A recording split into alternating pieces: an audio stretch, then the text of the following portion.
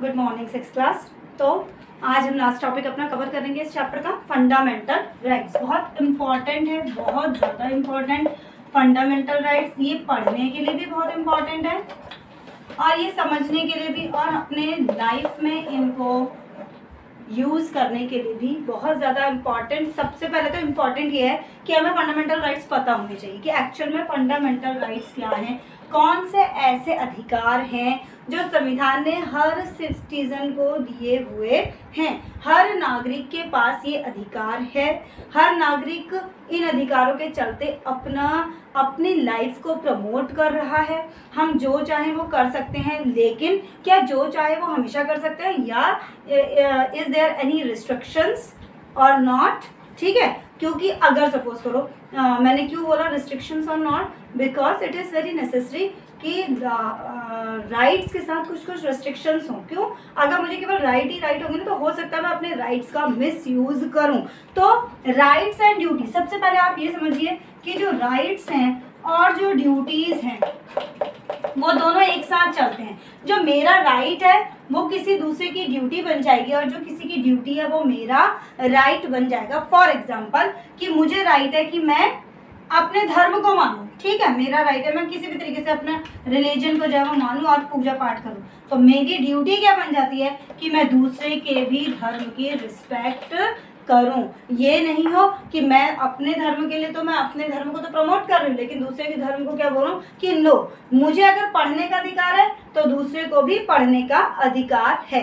तो यही सारी कुछ चीज़ें कि एक्चुअल में फंडामेंटल राइट्स हैं क्या, ये आपको पता होना चाहिए। देयर आर 6 फंडामेंटल राइट्स, 6 जो है हमारे फंडामेंटल राइट्स हैं जो कि बहुत इंपॉर्टेंट है। देखिए, सबसे पहला आपको मैं ये चीज़ बता दूं कि मुझे ये सारी चीज़ें सीरीज में चाहिए। सीरीज में इन द सेंस कि अगर फर्स्ट राइट टू इक्वालिटी है तो आपको you have to learn in serial number 1 2 3 4 5 6। ठीक है, आपको 6 फंडामेंटल राइट्स सीरीज में याद होने चाहिए। First one is right to equality, right to freedom. Second, third right against exploitation. Fourth right to freedom of religion. Fifth cultural and educational rights. And sixth right of constitutional right to constitutional remedies. अब हम पहले 5 rights पढ़ेंगे कि क्या है। जैसे कि आपको नाम से ही पता चल रहा है, सबसे पहला है right to equality. Right to equality का मतलब क्या हुआ? राइट टू इक्वालिटी जो है, हमारे सेक्शंस बने हुए ना, हमारे आपके अगर आपकी बुक है तो बुक में आपके नंबरिंग होती है ना, पार्ट 1 2 3 4, ये हिस्ट्री के हैं, ये आपके ज्योग्राफी के, अलग अलग सेक्शंस बने हुए हैं। इस तरीके से कॉन्स्टिट्यूशन में भी अलग अलग सेक्शंस बनाए गए हैं। तो article 14 to article 18, article 14 to 18 सबसे पहला जो हमारा है फंडामेंटल राइट वो है right to equality. Right to equality, और राइट टू इक्वालिटी जो है वो कौन से सेक्शन में आ रहा है हमारा, कौन से आर्टिकल में आ रहा है? 14 टू 18। 14 में क्या आ रहा है? अब कौन कौन सी इक्वालिटीज हैं? सबसे पहली इक्वालिटी है equality before the law. Equality before the law आप इसको डिटेल में पढ़ेंगे, मैं आपको सम अप करके बता रही हूँ इसे। Right to equality before law का मतलब क्या है कि कानून के सामने, अगर सपोज करो कि मैंने कोई रूल तोड़ा है, ठीक है, मैं एक कॉमन पीपल हूँ और दूसरी तरफ एक मिनिस्ट्री के कोई एक ऐसी लड़की है जो मिनिस्ट्री से रिलेटेड है, या किसी मिनिस्टर के बेटी है या कुछ है। अगर हम दोनों का फॉल्ट सेम है, अगर हम दोनों ने सेम गलती की है, सेम रूल तोड़ा है, तो हम दोनों को सेम ही सजा होनी चाहिए। इसका मतलब है equal before the law. Law के सामने कोई बड़ा छोटा ऊंच नीच नहीं है। Then second in prohibition of discrimination. दूसरी चीज़ ये बोली गई है इसमें कि डिस्क्रिमिनेशन जो है उसको रोका जाएगा। प्रोहिबिट है, यानी कि प्रोहिबिट का मीन्स क्या होता है? रोकना, रुका हुआ। तो यहाँ पे आपको आर्टिकल 13 या 15 ये डिक्लेयर करता है that the state shall not discriminate against any citizen on ground on any religion. फिर वही बात आ गई कि हम किसी को धर्म, जाति, भाषा, रंग, रूप के आधार पर, भाषा के आधार पर मतभेद नहीं करेंगे, उसके साथ भेदभाव जो है वो नहीं किया जाएगा। सब हमारे नज़र में एक समान है। Then equality of opportunity. Equality of opportunity, जैसे मैंने अभी आपको पिछली क्लास में समझाया था कि मैं आपको ये क्लास में चैप्टर पढ़ा रही हूँ ना, ये सबके लिए इक्वल है। अगर आप में से कोई मेरे पास डाउट पूछता है तो मेरी ये ड्यूटी है, आपका राइट है डाउट पूछना, मेरी ड्यूटी है, ठीक है, कि मैं आपके उन डाउट्स को क्लियर करूँ, ये राइट और ड्यूटी। तो यहाँ पे अगर आप मेरे को अगर पूछ रहे हैं तो मैं सबको एक बराबर एक तरीके से ही समझाऊंगी, ठीक है। आप यहाँ पे अपॉर्चुनिटी क्या मिली, सबको सेम मिली है, सबकी अपॉर्चुनिटी एक बराबर है, किसी ऐसा कहीं पार्शियलिटी नहीं हो रही कि इसको नहीं बताना मुझे, चलो मैं इसको बताऊंगी, इसको नो। तो हमारे को जो अपॉर्चुनिटी होती है वो सेम मिलनी चाहिए। Then abolition of untouchability. Untouchability, छुआछूत, मैंने आपको 5th और 6th क्लास में भी समझाया था, मैंने ये आपको बताया था कि किस तरीके से हमारे समाज में एक समय ऐसा था जहाँ पे जो ब्राह्मण्स थे वो बहुत ऊंचे लेवल पे थे और जो शूद्रास थे उनको बहुत नीचा माना जाता था, और छुआछूत जैसी बीमारी थी, यानी कि अगर किसी ने उसको टच कर लिया, उनका स्कूल जाना अलाउ नहीं था, उनको टेम्पल्स में जाना अलाउ नहीं था, उनको कुएं से पानी भरना अलाउ नहीं था। तो ये सारी चीज़ें क्या थी, समाज के विरुद्ध थी, इसलिए इन सारी चीज़ों को टोटली अबॉलिश कर दिया गया है। Then abolish of titles. अब ये क्या है, article 18 declares that the government of India can not award any titles के बारे में यहाँ पे बोला गया कि हमारे को टाइटल्स जो है वो अबॉलिश किया जाएगा। केवल टाइटल्स किस में मिलेंगे आपको, जैसे अगर other of then the educational and military title, educational और मिलिट्री फील्ड में आपको टाइटल्स मिल सकते हैं, इसके अलावा कोई भी टाइटल्स जो है वो नहीं दिए जाएंगे। देन नेक्स्ट है आपका राइट टू फ्रीडम। पहला राइट टू इक्वालिटी था, दूसरा अधिकार हमारा है right to freedom. Right to freedom में हमारे को बताया गया हमारे को हर तरीके की फ्रीडम है, हम कहीं पे भी घूम फिर सकते हैं, हम किसी भी धर्म को मान सकते हैं, हम कहीं भी आ जा सकते हैं, हम किसी भी कंट्री में जाके सेटल हो सकते हैं, हम किसी भी स्टेट में जाके सेटल हो सकते हैं, हम मैं चाहूँगी मैं अभी भी जाके अपनी पढ़ाई आगे बढ़ाऊँ तो मेरे को वो राइट है। तो यहाँ पे ये बताने की कोशिश की है कि राइट तो है, लेकिन राइट के साथ फिर क्या जुड़ जाती है, हमारी एक ड्यूटी जुड़ जाती है कि हम अपने राइट का मिसयूज ना करें। तो जो राइट टू फ्रीडम है वो आपका 19 to 22 आर्टिकल तक आपका ये जो राइट टू फ्रीडम है ना बेटा, ये और आगे बढ़ता है, एक एक सेक्शन में 19 में क्या है, 20 में क्या है, 30, ये आपको डिटेल में आप जब सीनियर क्लासेस में जाएंगे तो इन चीज़ों का आप और ज़्यादा डिटेल में पढ़ेंगे। Then right against exploitation. अब राइट अगेंस्ट एक्सप्लॉयटेशन क्या होता है, शोषण के विरुद्ध अधिकार। शोषण के विरुद्ध अधिकार का मतलब ये हुआ कि जैसे हमारे समाज में कुछ चीज़ें, जैसे मैं आपको बताऊं, selling and purchasing of human trafficking बोला जाता है इसे। ह्यूमन ट्रैफिकिंग का मतलब है कि इंसानों की खरीद फरोख्त, यानी कि पहले के टाइम पे भी होता था, अभी भी अगर हम देखें कुछ कुछ जगह पे हमें ये चीज़ें देखने को मिलेंगी कि जो लोग हैं, जो वुमेन्स, बेसिकली वुमेन्स को जो है वो क्या किया जाता है, सेल एंड परचेज किया जाता है, ये बिल्कुल मना है अकॉर्डिंग टू अवर कॉन्स्टिट्यूशन। दूसरा ये चीज़ बोली गई है कि चाइल्ड लेबर भी शोषण है। चाइल्ड लेबर का मतलब 14 वर्ष से कम आयु का कोई भी बच्चा ऐसी जगह पे, ढाबा, फैक्ट्री या मिल्स, ऐसी जगह पे काम नहीं कर सकता, क्योंकि वो अगेंस्ट चाइल्ड है। जो चाइल्ड के राइट्स हैं, जो एक बच्चे को राइट्स दिए जाते हैं, उसके अगेंस्ट ये बातें हैं, चाइल्ड लेबर बिल्कुल बैन किया गया है। तो ये क्या है, ये किसके लिए है, ये हमारा अगेंस्ट एक्सप्लॉयटेशन, शोषण के विरुद्ध अधिकार इसे बोला जाता है। Then fourth one is right to freedom of religion. Already मैं आपको समझा चुकी हूँ कि किसी भी धर्म को हम मान सकते हैं, हम अपने धर्म को प्रोपेगेट कर सकते हैं। इवन सपोज अगर मैं हिंदू धर्म से बिलोंग कर रही हूँ और मुझे किसी दूसरे धर्म में भी इंटरेस्ट है, मैं अगर गुरुद्वारा जाना चाहती हूँ तो मुझे कोई नहीं रोक सकता, ठीक है। अगर मैं चर्च जाना चाहती हूँ मुझे कोई नहीं रोक सकता। तो ये जो चीज़ें हैं, अगर हम एक धर्म की चीज़, हमारे को किसी भी धर्म की कोई बात अच्छी लग रही है तो हम उसे अडॉप्ट कर सकते हैं, इसमें कोई मनाही नहीं है। Then cultural and educational right. Educational and cultural में एजुकेशनल का क्या हुआ कि मैं अगर अभी भी चाहूँ तो मैं अपनी एजुकेशन को आगे बढ़ा सकती हूँ। It's all depends on me. ये इसमें ये नहीं होगा कि मैं आगे नहीं पढ़ सकती, नो, ऐसा नहीं है। और आप देखेंगे कि सरकार ने शिक्षा को प्रमोट करने के लिए बहुत सारे ऐसे कार्यक्रम चलाए हुए हैं जिसके द्वारा शिक्षा को आगे बढ़ाया जा सकता है, या ऐसे बच्चे या ऐसे लोग जिनको जो शिक्षित नहीं है या जो किसी भी कारण से अगर वो शिक्षा नहीं ले पा रहे, तो उनके लिए बहुत सारे अलग अलग पॉलिसीज जो हैं वो गवर्नमेंट लेके आती रहती है। आपको एक चीज़ मैं यहाँ पे चैप्टर आगे बढ़ाने से पहले ये चीज़ बताना चाहूँगी कि इसमें क्विज टाइम है। क्विज टाइम को आप करेंगे, क्विज टाइम को आप खुद से करने की कोशिश करेंगे। ये छोटे छोटे क्वेश्चंस जैसे मैं आपको क्लास में करवाती थी कि बुक में से ढूंढो और इन्हें करो, इनको आपने करना है, खुद से करने की कोशिश करनी है। ये इन्हीं के बीच में से आए हुए क्वेश्चन हैं, इनको आप समझिए कि कौन कौन से। जैसे आपका ये क्विज टाइम है, इसमें आपको बताया गया कि इसमें आपको सिचुएशन दे रखी है और आपको ये बताना है कि कौन सा राइट का उल्लंघन किया जा रहा है। Then right to constitutional remedies, very important right.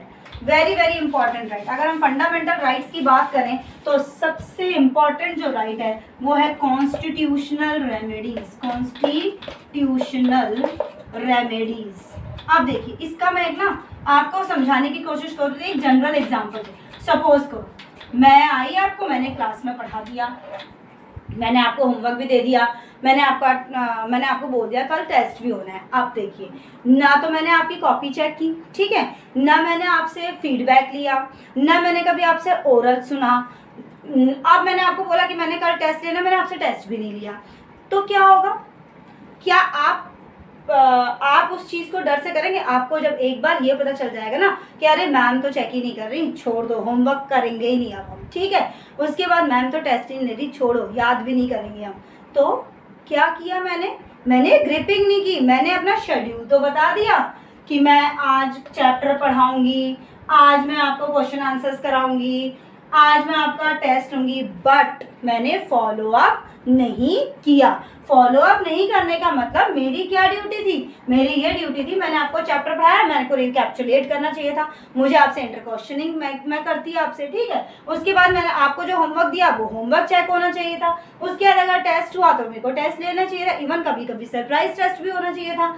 तो यही चीज कॉन्स्टिट्यूशनल रेमेडीज है कि अगर हमने फंडामेंटल राइट्स बना दिए हैं, कॉन्स्टिट्यूशन में लिखना मात्र ही जरूरी है या उनको फॉलो अप करवाना भी जरूरी है। ये फॉलो कौन करवाता है? कॉन्स्टिट्यूशनल रेमेडी, यानी कि 5 जो हमारे फंडामेंटल राइट्स हैं, अगर उनमें से किसी का भी उल्लंघन किया जाता है तो according to our 6th fundamental right constitutional remedies we can directly approach to supreme court और हाई कोर्ट। अगर हमारा कहीं पे भी ओवर रूल हो रहा है, हमारा कोई भी जो अधिकार है उसका हनन किया जा रहा है, तो अंडर दिस राइट हम डायरेक्टली सुप्रीम कोर्ट और हाई कोर्ट में अपील कर सकते हैं। इस वाले जो राइट था ना, इस राइट को अंबेडकर जी ने बोला था soul of constitution. Soul of constitution इसलिए बोला गया था क्योंकि अगर यही चीज नहीं होगी ना बेटा तो राइट्स लिखने केवल लिख देने से नहीं होगा, हमें उसे लागू भी तो करना है ना, हमारे को उस चीज से जज भी तो करना है कि कितने लोगों को वो चीज मिल रही है, कितने बेनिफिट ले रहे हैं, कितने बेनिफिट नहीं ले पा, वो कैसे रिजल्ट्स कैसे पता चलेंगे? हम आपका टेस्ट क्यों लेते हैं? रिजल्ट पता करने के लिए कि आप कितने लेवल पे पहुंच रहे हो सकता है पहले दिन 0 पे हो, फिर 1 पे, फिर 2 पे, फिर 3 पे, तो वो कैसे पता चलेगा? हाउ कैन वी जज यू? उसके लिए हमें एक टेस्ट रखना पड़ेगा। यहाँ पे हम कैसे जज कर रहे हैं? यहाँ पे हम जजमेंट क्या हो रहा है, यहाँ पे हम पनिश कर रहे हैं, यहाँ पे हम क्या दे रहे हैं? हम यहाँ पनिशमेंट दे रहे हैं कि अगर कोई किसी के अधिकारों का उल्लंघन करता है तो हम अपील कर सकते हैं। हमारे पास एक ऐसी फोरम है, एक ऐसा लेवल है जहाँ पे हम डायरेक्टली क्या कर सकते हैं? अप्रोच कर सकते हैं। This is the most important right. Doctor Bhimrao Ambedkar, the chairman of the drafting committee, said it article 32A is the very soul of the constitution and the very heart of it. All other rights are meaningless if there is not a right to get them enforced. बाकी सारे के सारे right जो है वो meaningless हो जाएंगे अगर उनको लागू करने के लिए कोई फोर्स नहीं होगी, ठीक है। इसलिए thus the court is protector and guarantor of fundamental right. यहाँ पे इस राइट के थ्रू ये बताया गया कि जो हमारी जजमेंट है, जो हमारा कोर्ट है, वो कोर्ट हमारा क्या करेगा? एक तरीके से हमारी रक्षा करेगा, हमारे गार्ड की तरीके से जो है हमारा कोर्ट काम करेगा कि अगर हमारे 5 फंडामेंटल राइट्स जो है वो एक्सप्लॉइट होते हैं तो हम जो है छठे का यूज करके 6th फंडामेंटल राइट का यूज करके हम कोर्ट में अप्रोच कर सकते हैं ना। यहाँ पे आपके फंडामेंटल राइट्स जो है वो कंप्लीट हो जाते हैं। इनको आप डिटेल में दोबारा से जरूर पढ़िएगा। Then directive principle, what is the difference? सबसे पहले तो हम देखते हैं कि क्या है डायरेक्टिव प्रिंसिपल्स। क्या है directive principles? Are some guidelines given to the state, ठीक है।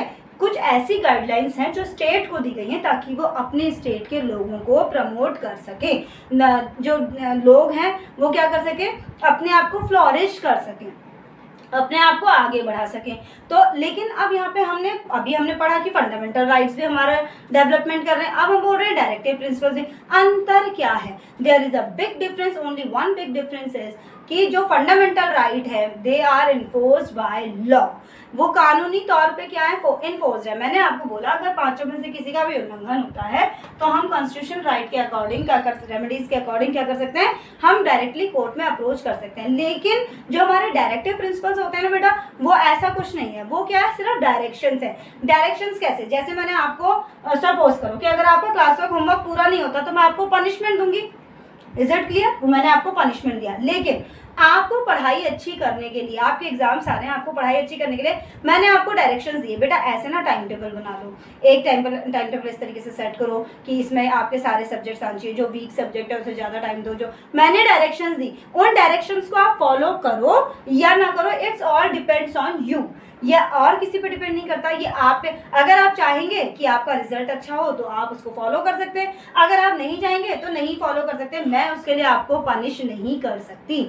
लेकिन अगर आप होमवर्क और क्लास वर्क नहीं कर रहे हैं तो मैं आपको पनिशमेंट दूंगी। सेम थिंग इज हियर, अगर हम फंडामेंटल राइट्स का मिसयूज कर रहे हैं तो हमको पनिशमेंट मिलेगी। लेकिन जो डायरेक्टिव प्रिंसिपल्स है these are all only directions, ठीक है। तो इसलिए यहाँ पे आपका ये जो चैप्टर है ये कंप्लीट हो रहा है। यहाँ पे आपको एक चीज बताई गई है लास्ट में, the government has passed right to education act by which all children of our country between 6 to 14 years age are eligible to get free and compulsory education. मैंने अभी आपको जब एजुकेशन का टॉपिक समझा रही थी तो उस समय समझाया था कि गवर्नमेंट ने अलग अलग पॉलिसीज जो है वो फॉलो अप की हैं ताकि एजुकेशन का लेवल जो है हम ऊंचा उठा सकें। तो यहाँ पे आपका ये चैप्टर खत्म होता है। इस चैप्टर में इंटरेस्टिंग चैप्टर है, इंटरेस्टिंग के साथ नॉलेजेबल चैप्टर भी, आपको ये सारी चीज़ें पता होनी चाहिए कि हमारे फंडामेंटल राइट्स क्या हैं, हमारे डायरेक्टिव प्रिंसिपल्स क्या हैं, हर राइट के साथ हमारी ड्यूटी जो है वो जुड़ी हुई है, क्योंकि यही चीज़ें इलेबोरेट होके आपको सीनियर क्लासेस में मिलेंगी।